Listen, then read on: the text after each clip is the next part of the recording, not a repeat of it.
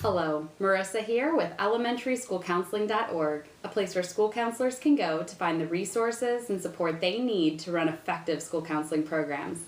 Today's video podcast is called The Best and Brightest of the 2012-2013 school year. Before I get started though, I wanted to give you an update of what I've been doing. I know I haven't been blogging very much lately and there's a reason. I think what happened was I kind of lost steam towards the end of the year, just with all of the things that were going on in my life. At the beginning of the year, I think for all of us, we have this energy and we can do anything and everything that we set our minds to. And I think as the year goes on, your responsibilities shift or different things happen and you kind of have to make some priorities or set some limits for yourself, which is what I did. Obviously, besides my family, I have to set a professional priority of doing a good job as a school counselor. My students and my staff and the parents and community that I'm involved in, they need me to be there for them, and I have to put a lot of my focus and energy on them. And I think as the year went on, you have students who are kind of itching for summer break to start. You have big programs, testing, award ceremonies, and special celebrations towards the end of the year, finishing up groups and individual counseling, classroom lessons, and school-wide programs. All of these things are kind of coming together, and it can be very stressful, even though it's a lot of fun stuff. Also, in my personal life, many of you know that I've been very involved with theater this year, and more than I usually am. I think in a good year, I'm usually in 2 productions, which is a lot of time. Usually from the audition to the end of the run, it's usually about a 3-month commitment, and this is maybe even 5 nights a week during the rehearsal process. It kind of depends on the show and how many lines you have. And then of course before the rehearsals, you have to make sure you have your lines down and you're blocking and all of these different things. And there's some stress associated with, okay, we're going on stage in front of all of these people. I like it, and I think it's a really good way to relax and to get out some of that negative energy I may be storing inside my body. And so for me, this is a really great creative outlet. I know it's a nightmare probably for some of you, but I was in a show in every time slot, so that meant that a lot of my shows were overlapping. So while I was performing and closing one show, I had already auditioned, gotten a part, and started the rehearsal process for another. So I was in a show in September, November, January, March, and May. And they were really great roles, and they all taught me something different, and I was very, very grateful for them. And the latest show that I did, which I'll post about, was called Impossible Marriage, and I was the lead in that show. So this is a wonderful way to end the season, and really getting to push myself. I got to have a dialect coach, so I learned how to do an accent from someone who would be in Savannah, Georgia. I was pregnant in the show, so I had a pregnancy belly and learned how to walk and move like someone who was pregnant. They taught me how to do basic music on the harp, which was interesting. I had to sing. So there was a lot of pieces to this show, and it was amazing, and I loved every minute of it. And it was very sad to see that show close, even though I was ready and I needed it to probably be over so that I could rest a little bit. I wasn't quite ready for that to happen. And then very recently too, I had a competition for the Ohio Community Theater Association. We, in the Northwest Ohio area, we have a competition that you can do at the regional level, and my theater, the Village Players, or one of my theaters, they invited the cast of the dinner party to perform an excerpt from the show as part of the competition. So we just did that this last weekend. And so I think I will be having a little bit of a break from all the performing, but definitely looking forward to doing it next year, but probably not as often because obviously things like blogging have been affected, where I haven't had as much time to really dedicate to elementarySchoolCounseling.org, which is something that I am really passionate about as well. So anyway, so moving on to what the podcast is about, I did a special program with the other school counselors at the elementary level in my district and we called it the Best and Brightest event. And so all of the counselors brought their favorite counseling strategies from that year. So we had our favorite individual strategy, small group, classroom, and school-wide program. And everybody shared what they had, and it was amazing. I left feeling so energized and so excited about the next year, and they did too. And this is something that I'm hoping to be a regular event, something that we could do every year at the end of the year, to share the things that worked, and that way we can give back to our colleagues and to the other students in our own districts. So I would definitely encourage organizing something like that. It doesn't take a lot of work. You just plan a day and a time. We had about 2 hours. There are 8 elementary school counselors in our district. A few could not be there due to other meetings and obligations, but for the most part we had all of us, and we were able to share all of these great ideas. So I would definitely encourage you to do that yourself. And if you haven't done it before you left for the summer, you can always do it before school starts next year. And that way you can start the year with all of these really great ideas. So I wanted to share with you though, not just by level, I wanted to share my top 10 counseling strategies from this year, things that really worked and I was really excited about. So I'm going to start with a basic one that I've already talked about before. Who knew? This is a game that I use for every single opening session of a group, 3rd grade through 6th grade. They love it. They will play it over and over again. So if you had this group from a year before and you've already used the game, it doesn't matter because they will play it over and over again, and you usually have different students in the group, so they're still getting to know each other. So they just have to look at their cards and pick a card that they think matches the person whose turn it is. So for more information, you could check out the podcast that I have about Who Knew, and you can learn how the game works. But I wanted to give you an update for how I incorporate this with some of my younger students. So I think you could do this with kindergarten as well, but I've done it so far with 1st and 2nd graders. So what I'll do is I'll pick, instead of giving them their hand, which they have to read, and that would be a little bit more complicated, I will put 2 cards on the table, and the person who's it will turn around. And so I'll have them choose between 2 things. So we have, this one is High School Musical and merry-go-rounds. Usually I pre-pick cards that I think they'll have some interest in. And everybody gets to pick a little piece, like a game piece. You could use whatever you want, but I use these from Thinkits, I believe. It's just a bag of random objects, and so they each have one. And then the group, while the person who's it is back his turn and they're not saying anything, they vote by putting their piece on the card that they think that person would like the best. So that way it does not require any reading, they just have to vote. Then the person answers, and whoever got a correct answer gets one of these red chips. We go all the way around, we count how many red chips that each person has, and then we go around again with the goal of trying to get more than what we had before. I remind students that this is not a competition. If you have a perfect score and you get everybody's right, great, but that does not make you better. This is all about getting to know each other and having fun. So I do not focus on, somebody who won by having the most chips. And in fact, I comment, if there's a student who maybe got one answer right, or maybe none, I will often say, I am so impressed with you because you are not throwing a fit, you are still happy, you're playing the game, and then I will give them a point for the group, which goes into my other favorite strategy, which I'm pretty sure I've talked about before, but maybe not. This is something I use with my small groups. This is more of a younger thing. I can go up to 3rd grade, but I've had 4th graders who've really requested to use it, so I let them. But I have sticker charts in my room, and I use these mostly for groups. Sometimes for individual goal setting, we'll do sticker charts, but I have one for all the students who are in a group.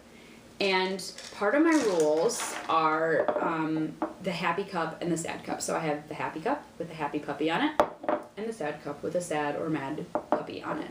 And so when students make good choices, and we reflect about what good choices look like walking in the hallway on the way to my room, listening, doing your work, being kind to others, that's what you do to get happy cup points.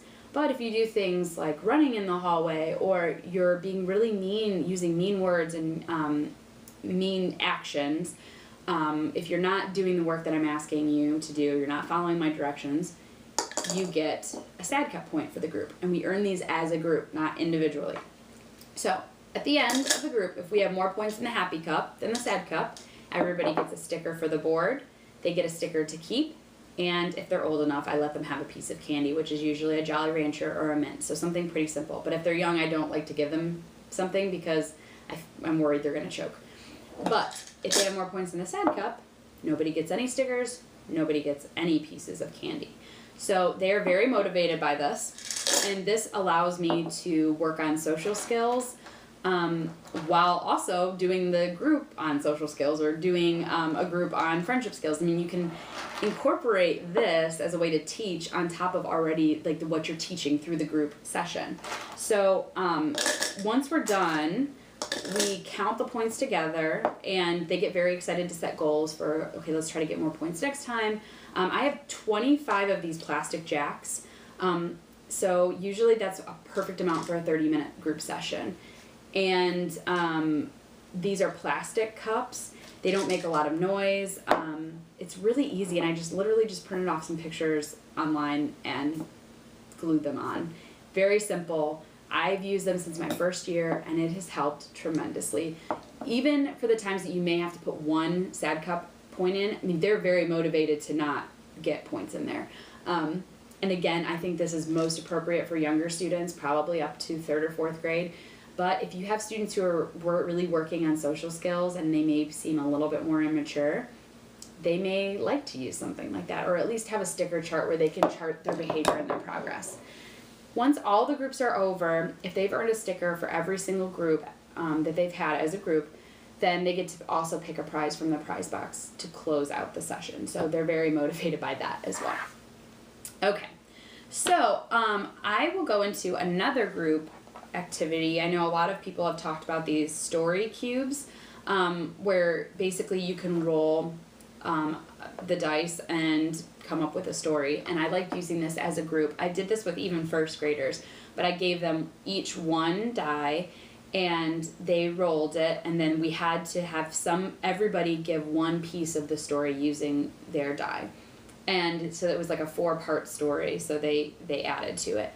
It was so funny, and they came up with really, really interesting ideas, and we talked about it. And one thing I did was I recorded them on my cell phone, and you could probably use any kind of recorder, but that way they could play it back and hear how they were listening to each other, how they were building off of the story, how they were working together, and they loved it. And then we, of course, did it again. And then as we went on, I gave them an extra die, and then they rolled both, and so they would go through and do 4, and then they would go back and use their next one for the next part of the story to keep it going. And that was a little bit harder, of course, but we had already practiced everybody starting a story on their own and using 4 details, because that was a 4-person group. So I think you can use these a lot of ways, but that's how I chose to use it. And that was for a social skills friendship group and learning how to listen to each other and work together. And it was totally fun. And listening to the recording is just so funny, like the stuff that they came up with. And it really tells you a lot about who they are. I also have another group game that is amazing. I blogged about this, but I didn't really show you much about how I've used it. This is a game called How to Train Your Dragon, Dragon Training 101.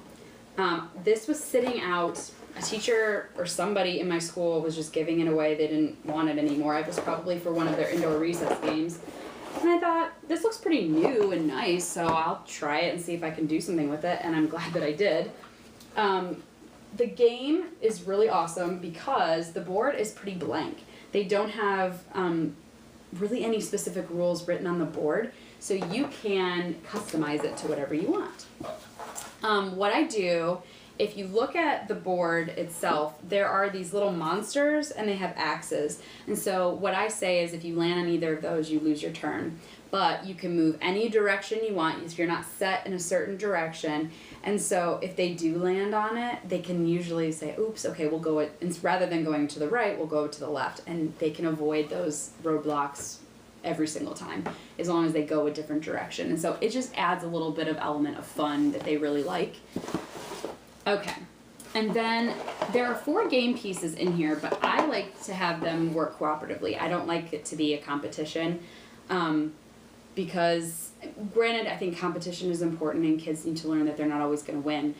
I want them to learn how to work together. That is the point of my small group. So we pick one piece, and that starts out in the middle, and then they just kind of move it wherever they want as they roll the dice. Now, when they land on a space, they have to answer a question.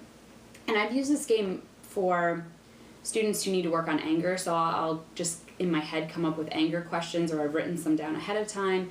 You could use cards from other games. I've had my questions that I've come up with ahead of time when I know a student is having trouble with specific situations, so I'll write down those situations ahead of time, and we've done it one-on-one, or I'll be a person and they'll be a person.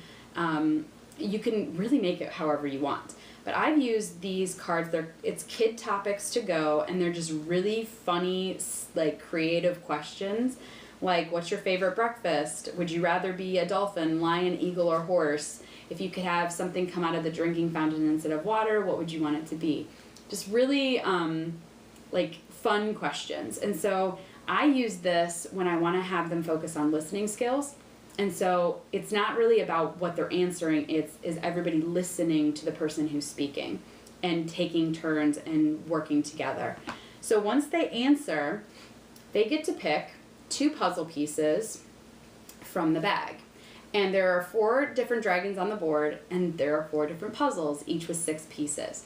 And so if you have a group of 4, you could go around 3 times, and each time have them pick 2 puzzle pieces, and that works out perfectly. Sometimes you'll have to kind of switch how many puzzle pieces they get, maybe even by round, or some people may have to only pick 1 when others in the group get to pick 2. Perfect example of thank you for being understanding and taking 1 piece and not getting upset about it. That's a great way to reflect with them and to like kind of diffuse the situation, because then they get excited. I got a happy cut point, and you're teaching them that it's okay to not have everything be equal all the time. At the end of a round, I will ask a question of, okay, so John, he had the question, what's your favorite breakfast? Does anyone remember what John said? And then somebody will have to answer, and I try to make sure everybody in the group has to answer at least once, but I don't put anybody on the spot if I can avoid it. And then I'll put a happy cut point in if they get the answer correctly. Let's say a student gets it wrong. If they can get help from somebody else in the group, we talk about, well, that's really great why we all work together, because sometimes we don't know the answers, and if we use the people around us to help us, that will help us all do better. Then the game is over when all 4 puzzles have been completed, and this is great because for the littler kids, it keeps them engaged so they can listen and put the puzzle together while they're waiting for their next turn. It's wonderful. This game has been amazing, and I've used it for pretty much every social skills or friendship group that I've had this year, and they have all loved it. And then going into another group or individual game, Don't Break the Ice. I know Pam Dyson has talked about using this before.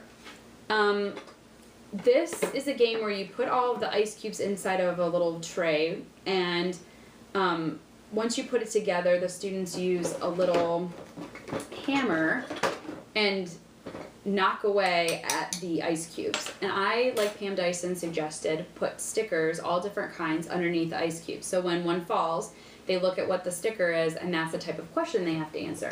So I've come up with, different questions, like questions that have to do with school, questions that have to do with their special talents.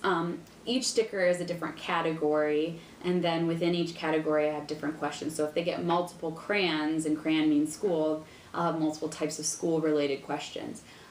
If they have, I think a monkey I had is different kinds of games. So what kind of game are you really good at school? What kind of games do you like to play at home? Different questions like that. And the kids love it. You can play a couple rounds in an individual session that lasts about 15 minutes. You could use this in a group as a icebreaker kind of activity to help them get to know each other and work on turn taking, listening. It's very versatile, and is really fun, and kids really like it, especially my older students who kind of have a hard time sitting and just talking. They can answer a question every time they knock out an ice cube, and it keeps it a little less uncomfortable. They have something to do with their hands and to focus their eyes on something else rather than looking at me, which can be sometimes kind of stressful. Not because of me, hopefully, but because just in general, having these intense conversations and looking someone in the eye can be uncomfortable. So this kind of gives them an alternative. Speaking of that, some students like to do things during individual counseling sessions that allow them to use their hands while they're talking, and it helps keep them focused. And also, it's just a really good use of play therapy type strategies, just to allow them to express themselves in a different way, especially when you're working with young students. So I use Legos all the time, and I found these really awesome stackable Legos containers. I have a few different ones, but this one has a bunch of different people.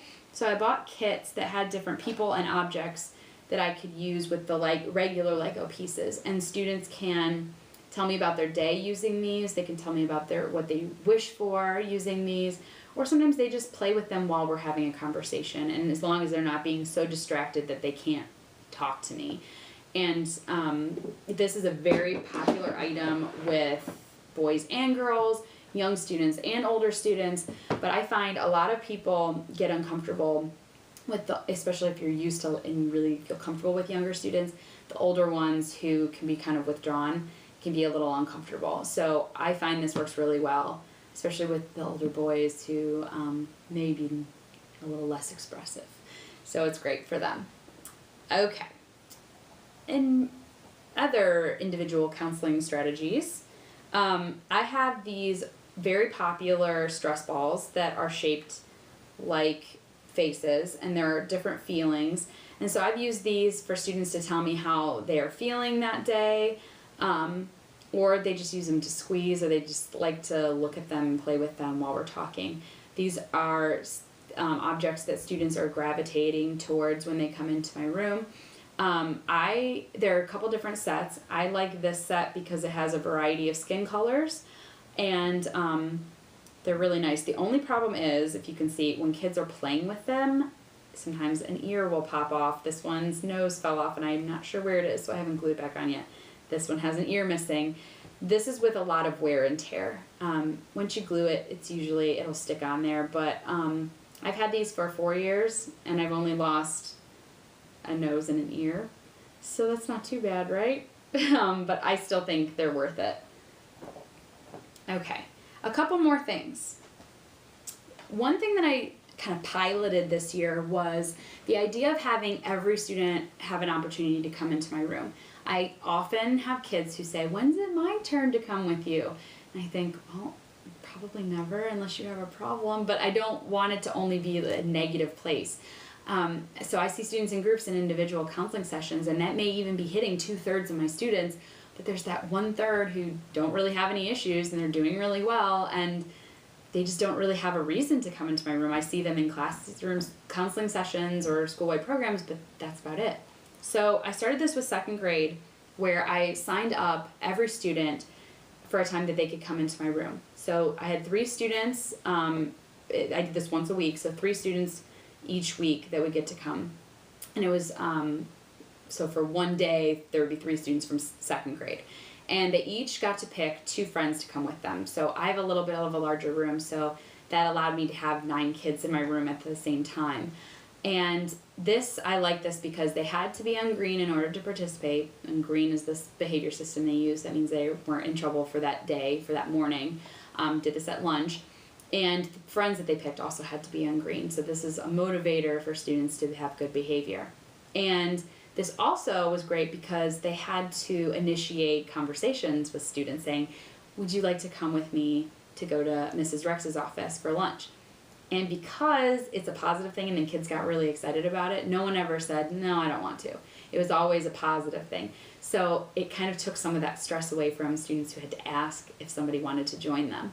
And this is what we did. I have Pixar short films, volume 2. I have the first one as well. Love them. I use them all the time because they're short, they teach a really great lesson, and they lend themselves very well to different activities. And so the students get to pick, usually there's time for the students who are it for that day get to pick 2 short films. And so they get to eat and relax and socialize, and we watch these films and have a discussion about them after we watch them, or even sometimes during. We'll say like, "Whoa, that was a very nice thing to do, and what did they do differently?" And so I'm working with them on social skills, but it's also relaxed and fun. And every student gets to be in there at least once, and usually more than once because they get picked by a friend. I'm noticing that someone's never getting picked by a friend. That's also an indication for me that maybe I need to do a small group with that student so that they can get to meet new people and maybe work on if they have behavior issues or things like that. Another great tool are these peel and stick frames. I use them with small groups, and I want to try to do this a little bit more as a way to close out a group in a really great way. I think a lot of times we do have a reflection as a group, but then it's over and then it feels kind of strange, like, well, now what? So I think if you do it the session, the second to last session, and you take a picture of the students before they leave, then you can have the pictures printed out and then ready to go for your final group. And so this is an activity that you could do to close everything out, where they get to take a piece from their group with them. So a picture of all the people that were in there, they can decorate the frame and then take it with them as a reminder of all the things that they learned. And then while they're working, you can talk about it and do that reflection. And I think it's really fun, and the kids love having that little tangible piece to take with them. And also kind of along with that, I've done before with the kids who find it very difficult to end a group where they don't really want to leave, offering reunion groups. So something that's just during their lunch, so it's not as long as a normal group would be, but they get to come, socialize, and remember all of the fun times that they had together. And maybe that's once a month, maybe that's every 3 weeks, maybe every 2 weeks at first, and then you back away. I found that really worked with my students who just were not ready for it to be over, because they like spending time together. And then I think it's kind of a way to teach them that you can still see each other, and how do we do that for each other? How do we ask each other to play at recess or to sit next to each other at lunch? And it keeps those social skills and all of that work going even after you're not, seeing them officially in a small group anymore. My last resource is a book. It is called The Testing Zone, and it's written by Bruce Bogusky. He spoke in my school district a few years ago, and so I've been using this book since I started. So I've done this for my test anxiety lessons 4 years in a row, and that my test anxiety lessons that I do with 3rd through 6th graders right before our OAA tests, they're my favorite lessons of the year by far. They always go pretty well. The students are always engaged, and I just feel really excited about them. And I use the information from Bruce Bogusky's book to put into my lesson, so that I'm using research-based information, factual information in my presentation. So if you go onto my test anxiety classroom lesson page, you can see the presentations that I've done for the last few years. But I have a new one that I did this year with a different theme, because I like to change it up, because basically it's the same information but presented in a slightly different way with a slightly different theme, so that the students who have me for multiple years, they don't get bored. So this year I used a Hunger Games theme, so it was like the testing games, and they were all selected as tributes, if you know anything about the Hunger Games. And they have to find a way to train themselves and get ready for the testing games, and then deal with the stress that comes along with that. And the kids really like that theme. I think the idea of may the odds be ever in your favor, and all of the little pieces of the Hunger Games, I think is really appropriate. Obviously you can't show clips from the movie or anything like that. It's for an elementary level, it's not exactly appropriate in terms of the violence that's in it. But the idea of it is really great, and I think most of my students have read the books or have watched the movies anyway. So whether it's appropriate or not, they have that knowledge and have heard about it. Part with Bruce Bogusky that I really liked too was he had this awesome game that he talked about during his presentation that had to do with memory and study skills. So I wrote down 10 random words, and I give my students the memory test. And so I tell them the words, don't repeat them at all, and the students have to write down as many as they can remember. Then we do that at the end of the lesson as well to see if they've gotten any better, and they always do. And we see basically ways that study skills are really important, and that you can't just cram all the information into your head right before the test, because you're not going to remember everything. If you do it over a long period of time, you're going to retain the information a lot better. And it's just a fun interactive game to kind of shake up the presentation and also provide them with an experience that they can relate that information to. Like, okay, I only got 5 of these words right, but then I did it again and I got 8 out of the 10. So it's a really great example for them.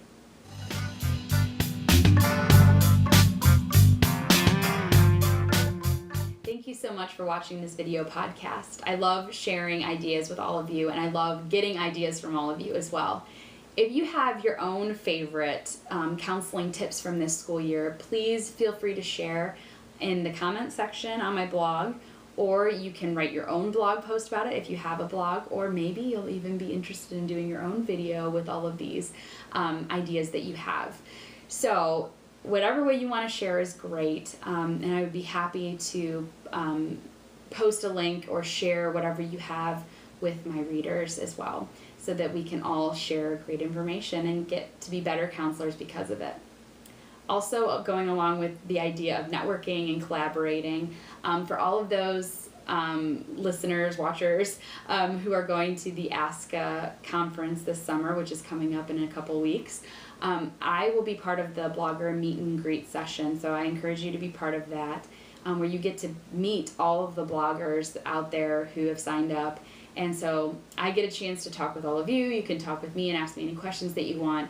And again, just another opportunity to collaborate, network, and improve ourselves as school counselors. I hope you have a great summer. Be watching for more posts, video posts, and also just regular blog posts from me this summer. I have a lot more free time, and I'm really excited to get back into blogging. So have a great summer, and I will see you soon.